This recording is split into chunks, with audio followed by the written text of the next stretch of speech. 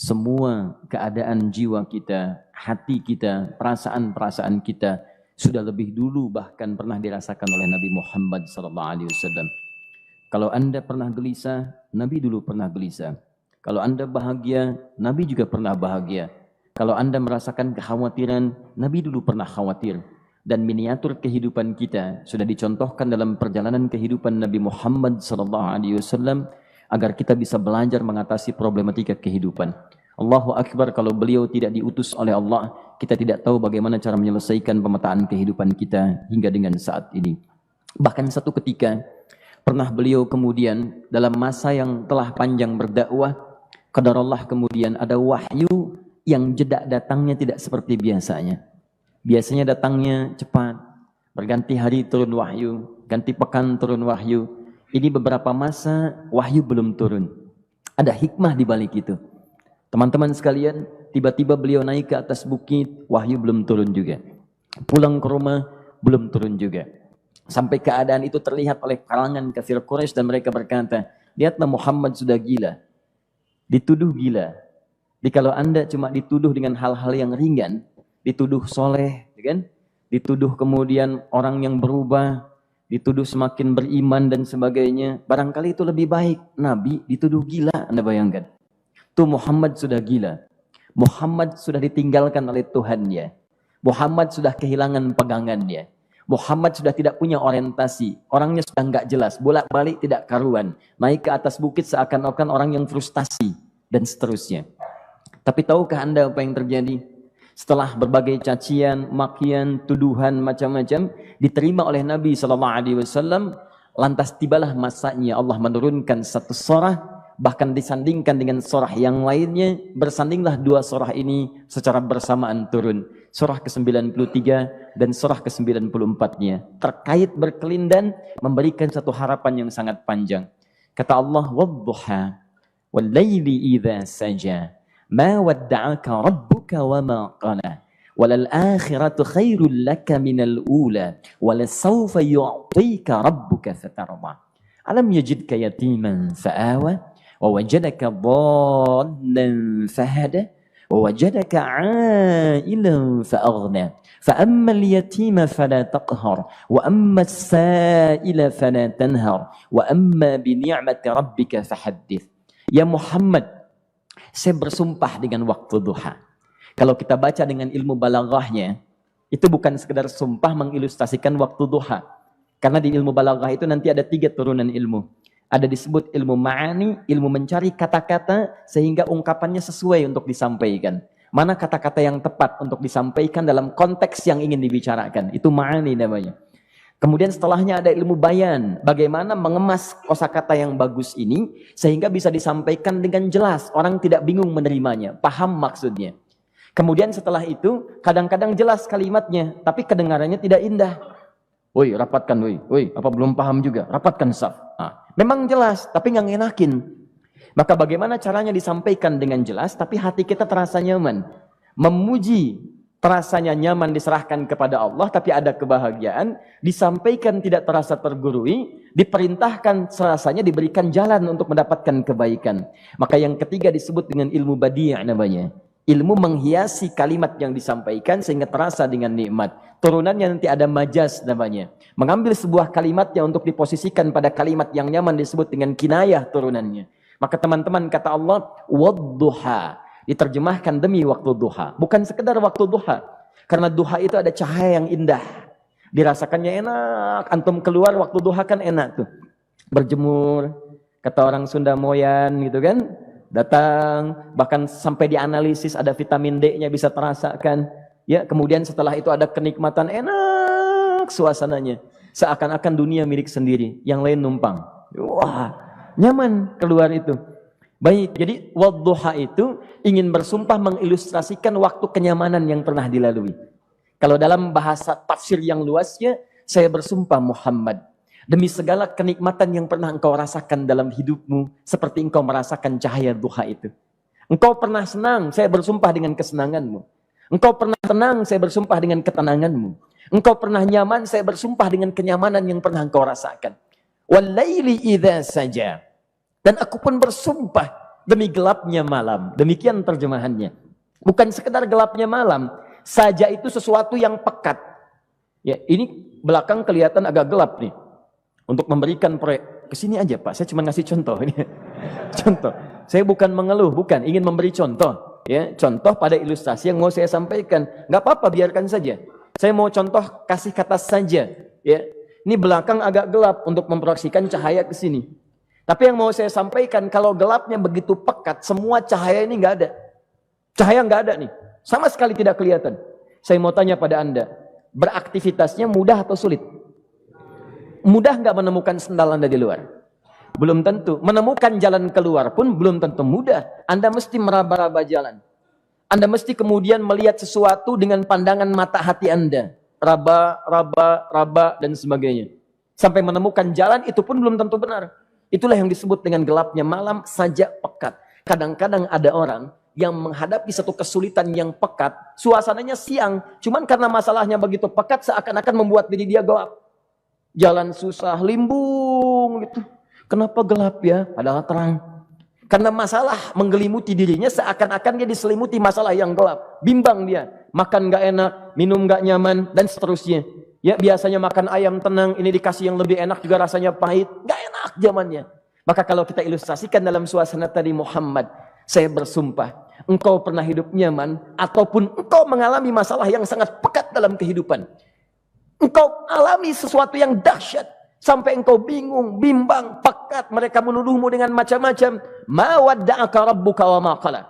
Saya pastikan kepadamu, dalam keadaan nyamanmu seperti dulu, ataupun engkau bimbang seperti sekarang, Tuhanmu tidak akan pernah meninggalkanmu ataupun menuduhmu gila. Orang-orang yang dekat dengan Allah Subhanahu wa Ta'ala, maka Allah akan menjaganya, baik dalam keadaan yang tenang dan nyaman, ataupun dalam kesulitan yang luar biasa. Walal akhiratu khairul laka minal ula. Nanti saya akan tunjukkan kepadamu, jika kamu telah tabah dan sabar menerima cacian mereka, menerima tuduhan mereka, nggak apa-apa, ini kan muqaddimah. Masa kamu masih panjang. Kamu masih panjang dalam berdakwah, kehidupan kamu masih panjang membawa tugas dan misi. Kalau kamu belum bersabar pada yang sekarang, bagaimana dengan yang di masa depan? Tapi saya pastikan kepadamu, jangankan yang seperti ini, masalah pekat yang paling hebat pun kamu akan hadapi, yang membuat kamu sedemikian sulit lebih daripada ini, yakinkan pada jiwamu, aku tidak akan pernah meninggalkanmu. Ini prinsip dalam kehidupan kita. Jika Anda menggantungkan hidup kepada Allah, Anda bersandar dengan baik kepada Allah, maka ayat ini akan mengatakan, teman-teman sekalian, Allah tidak akan pernah meninggalkan Anda dalam setiap kehidupan Anda. Nanti, sekarang perjuangan, kata Allah, walal akhiratu khairul laka minal ula. Nanti saat kamu tiba di akhirat, saya akan tunjukkan kepadamu, ada yang lebih hebat yang tidak pernah engkau rasakan sebelumnya saat di bumi. Tidak akan ada lagi kesulitan yang kamu hadapi. Tidak akan ada lagi cacian yang kamu kemudian hadapi. Tidak ada lagi kemudian tuduhan yang kemudian kamu rasakan. Aku akan berikan apapun yang kamu inginkan sampai kamu puas. Wala sawfa yu'tika rabbuka fatarda. Nanti kamu pengen apapun, aku berikan. Kalau saufa masih ada jeda, ya. Kalau bahasanya wa yu'tika mungkin seketika. Tapi ketika mengatakan saufa, artinya bukan saat ini Muhammad. Sekarang pun aku berikan, tapi nanti yang di akhirat aku berikan sampai kamu merasa puas. Ayo minta apa saja. Hadir, hadir, hadir, hadir. Tapi yang paling indah, kalau kamu tidak percaya, alam yajidka yatiman fa'awa. Cobalah ingat, kalau sekarang sedang susah, coba ingat dulu. Bukankah saat kamu yatim, aku yang merawat sampai kamu tidak merasakan kegelisahan itu? Lahir bapak tidak ada, aku cukupkan dengan kakek. Kakek meninggal, aku hadirkan ibu dan paman hadir di sekitaranmu. Ibu meninggal, ada kakek. Kakek meninggal, ada paman. Dan Khadijah hadir di sekitaranmu. Bukankah aku rawat pada saat itu? Wajadaka dhallan fahada. Kamu sedang bingung, sedang susah. Bukankah sering aku berikan petunjuk kepadamu? Wajadaka ailan fa'aghna. Kamu merasakan kesulitan, lahir dalam keadaan yatim, tidak ada pendukung, maka aku jadikan kaya. Bukankah saat kamu menikah dengan Khadijah, aku tambahkan lagi pendukung untuk misi dakwahmu? Ini pesan dalam Al-Quran. Kalau Anda sedang merasa susah, kalau ingin menenangkan diri, ingat-ingat yang baik-baik yang dulu. Kalau Anda sedang jatuh dalam bisnis, ingat-ingat saat Anda meningkat dalam bisnis Anda. Allah tidak pernah tinggalkan Anda. Mungkin ini ujian untuk membuat Anda lebih hebat lagi di masa depan. Kalau Anda tidak tahan bantingan yang sekarang, bagaimana Anda bisa mengatasi pelintiran yang akan datang? Karena dalam kehidupan bukan cuma dibanting. Anda mungkin mengalami penyingkiran, penyungkuran, lipatan, guntingan, bantingan, macam-macam.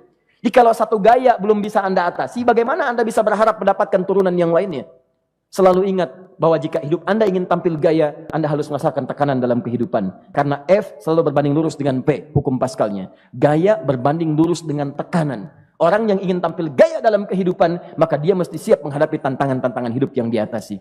Turun ayat. Sampai ujungnya. Jikalau kamu sudah begini lagi, jangan pernah kamu bentak orang lain. Jangan pernah merendahkan orang lain. Karena Allah pun menjaga setiap hamba sepanjang ia mendekat kepadamu. Setelah itulah turun kemudian surah Al-Insyirah. Alam nashrah lakas sadra. Antum kenal Nabi Musa? Baik. Tapi agak lumayan lah. Tadi saya di Soreang kenal Fir'aun. Di sini Musa. Baik, alhamdulillah. Perhatikan ya, dahsyatnya pemberian Allah kepada Nabi Muhammad SAW. Nabi Musa alaihi salam, dan sering kali kita bacakan untuk memohon kepada Allah. Rabbi syrahli sadri. Perhatikan baik-baik. Ini keunggulan Nabi Muhammad SAW dibanding Nabi Musa alaihissalam. Dua-duanya Nabi, Rasul, tapi masing-masing punya keistimewaan. Musa, Nabi, berdakwah, memohon kepada Allah kelapangan hati. Rabbi syrahli sadri. Ya Allah, tolong lapangkan hatiku nih. Kenapa mesti lapang? Karena pasti Musa merasakan nih. Saya tahu betul karakter Fir'aun. Belum apa-apa sudah memaki. Kalau orang yang hatinya tidak lapang, tidak akan tahan dengan makian, keluarlah kemudian balasan yang tidak digambarkan sebelumnya. Fir'aun itu kasar. Kasarnya bukan sekedar kasar, bahkan saking kasarnya bisa berujung pada eksekusi kematian. Saya contohkan tadi di sore yang ini, saya nggak suka dengan rambutnya nih, kata Fir'aun. Bukan nyuruh nyukur mas, tolong pisahkan kepala dari badannya. Gitu gayanya tuh, Fir'aun. Ya. Bukan nggak ngenakin, susah dengan Fir'aun itu. Jadi kalau belum apa-apa datang Musa ke situ, hatinya tidak seluas samudra, hatinya tidak lapang, cuman seluas gelas, tidak akan sabar menerima cacian Fir'aun. Begitu datang dicaci, dasar anak gak tahu diri, gak tahu malu, sudah saya rawat begini. Ya Allah, saya bosan dengarnya, matiin aja sekarang. Musa Nabi berdoa dikabulkan. Cuman kalau Fir'aun kemudian ajalnya misal wafat pada saat itu, tidak akan jadi contoh kepada kita untuk kekinian. Bagaimana orang yang bebal untuk bertobat kepada Allah Subhanahu wa ta'ala. Bagaimana penyimpangan dalam kedudukan. Bagaimana dia kemudian akrab dengan pengusaha yang gelap. Di pengusaha gelap berpartner dengan penguasa zalim. Sudah ada dari dulu. Pengusahanya disebut dengan Qarun. Kemudian mohon maaf, ya, yang pemimpinnya disebut dengan Fir'aun. Tokoh intelektualnya disebut dengan Haman. Makanya cerita ini komplit di Quran. Sudah ada. Di setiap persoalan dalam kehidupan masyarakat disebabkan tiga hal yang berkolaborasi. Kalau bukan penguasa zalim, berpartner dengan pengusaha gelap, ditopang oleh intelektual yang sembrono. Itu persoalan. Jadi kalau ada sekarang intelektual menyalahgunakan kepintarannya, dia terlambat, sudah ada Haman dulu. Dan gak usah bersaing, dia bisa bikin piramida, Anda belum tentu bisa membuatnya. Kalah Anda, masih kalah hebat. Ya, jadi kalau dititipkan sesuatu jangan disimpangkan. Yang ingin saya sampaikan, Musa mengatakan Rabbi syrahli sadri. Nabi berangkat berdoa dikabulkan oleh Allah.